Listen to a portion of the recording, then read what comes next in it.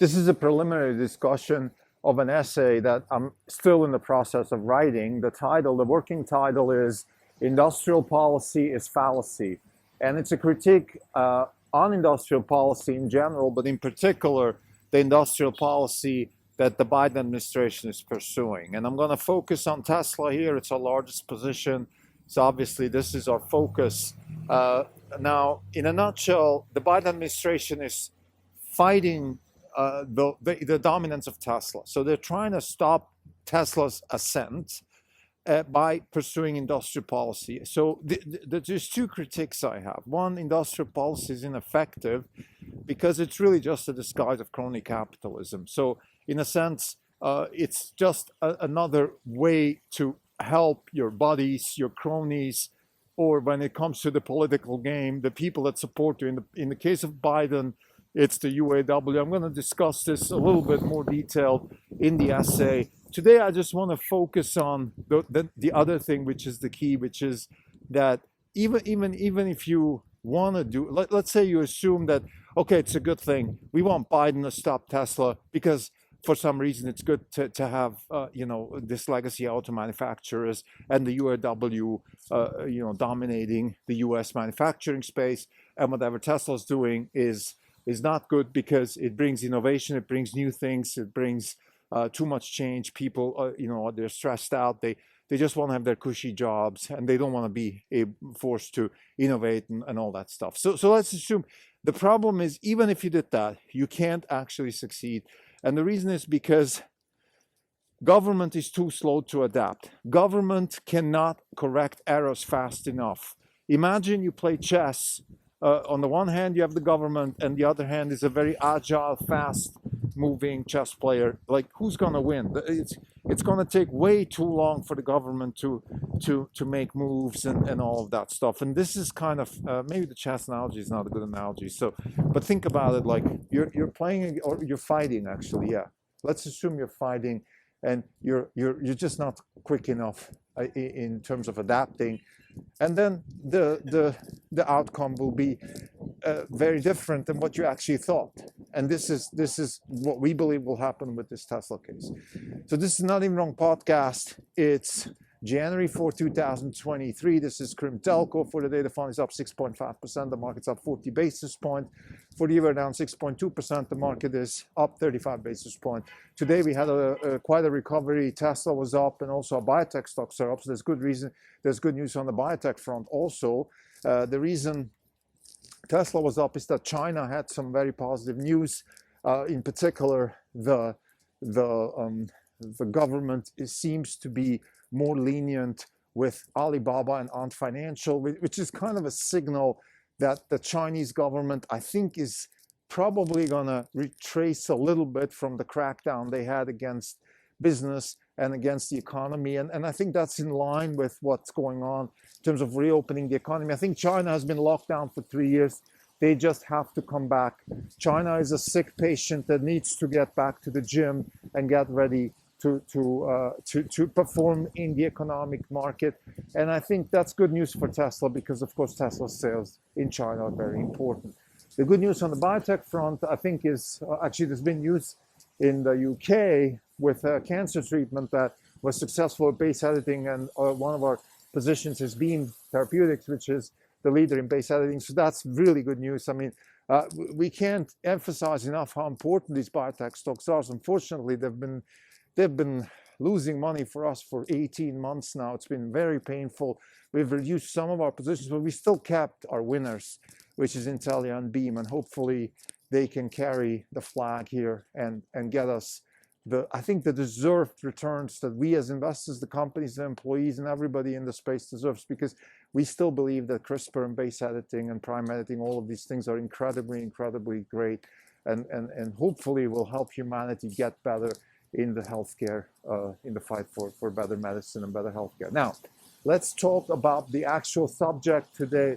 Like I said, it's a prelude to a larger essay and a conversation I'm going to have about it. The working title is Industrial Policy is Fallacy. Why is it fallacy? Well, it doesn't achieve the goal. It doesn't achieve the goal for two reasons.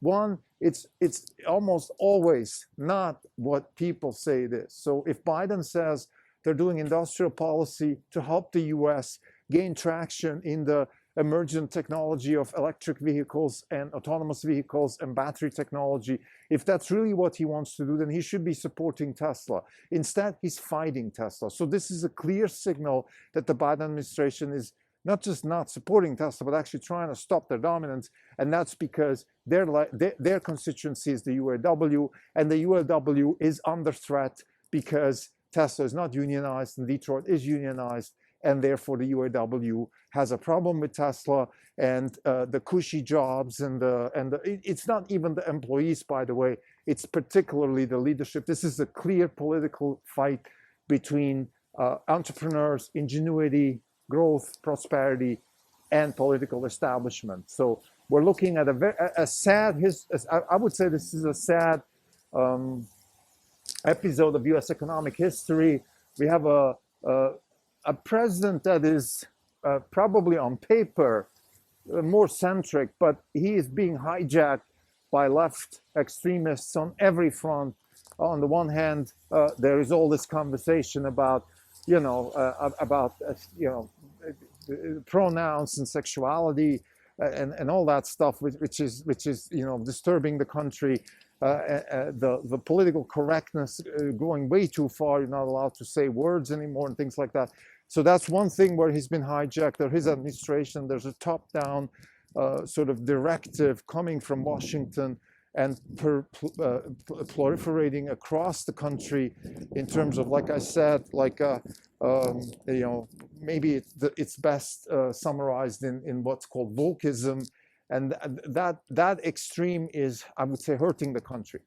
The other thing, which is, I think, much, much more serious for us, which is, again, it's the support of the UAW in the fight against Tesla. And there's no other way to say this. I don't want to mince words. Tesla is a huge threat for the UAW, not just, and it's, by the way, not just Tesla, it's actually Elon Musk, because he's also threatening the manufacturing base in the aerospace industry, which is another stronghold of the UAW. So what's happening here is we have, on the one hand, the innovator, the rapid iteration, error correction, the fast-moving entrepreneur that builds value, creates businesses, and succeeds in the marketplace.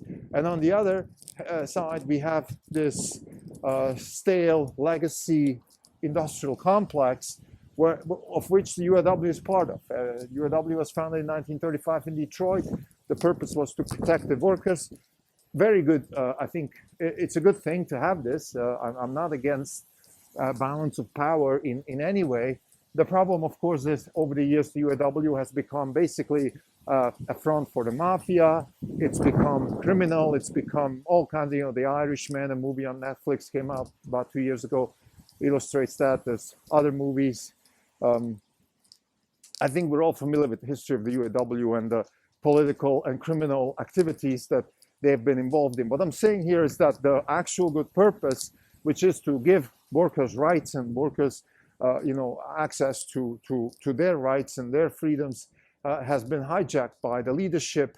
And that was part of the reason why the UAW lost power, why also I think this culminated in the win of Trump, where blue-collar workers have been disenfranchised by the UAW and the Democratic leadership, because Democratic leadership, of course, particularly under Clinton, and then also a little bit under Obama, has been more focused on things like Wall Street and the healthcare industrial complex.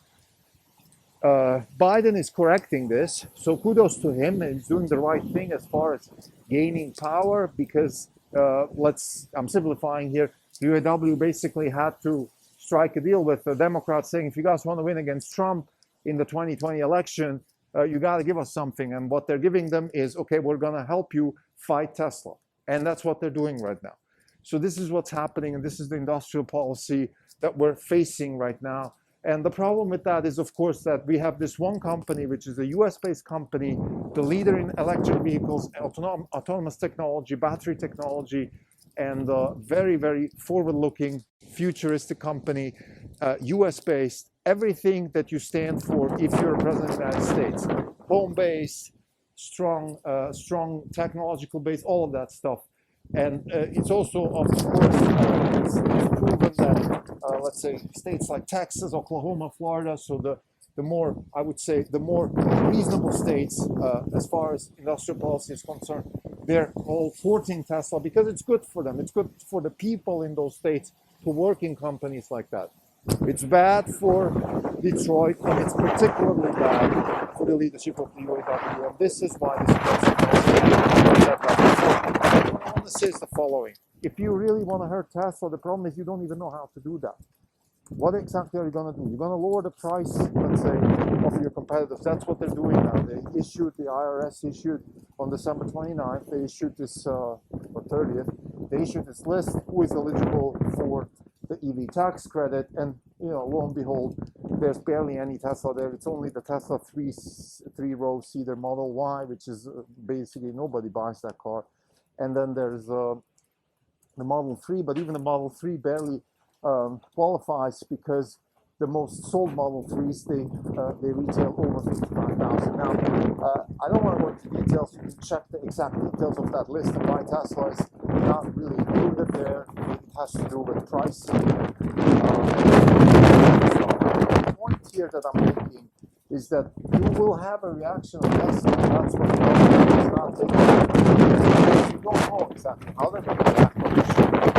One way of for Tesla could be potentially that they lower the price, let's say, of the Model Y to $61,000 and then throw in the enhanced autopilot. This could be one course of action. So first you lower the price by 10%, which you have to do anyway. In our opinion, the Teslas are too expensive. They need to lower the price. And then they could compensate some of the EV tax credits with software. What are you doing? So you're now creating a much bigger base of software, which will improve the software, make it better, make it more enticing. And most importantly, and this is now our view at Orange Capital Partners, the actual disruption that is happening with Tesla is not even with the car anymore, it's with the software. So what you're really doing here with your industrial policy, with your crony capitalism is you think you're hurting Tesla, but actually you're even strengthening them. You're even accelerating the adoption of Teslas because software is the dagger. This is our point. So again, we're going to discuss this a little bit more, but to summarize in this episode, we just wanted to focus on sort of the big picture problem that is unfortunately unfolding in the US political landscape, which is the first time for decades the US has a real industrial policy, which we believe is just a disguise for crony capitalism.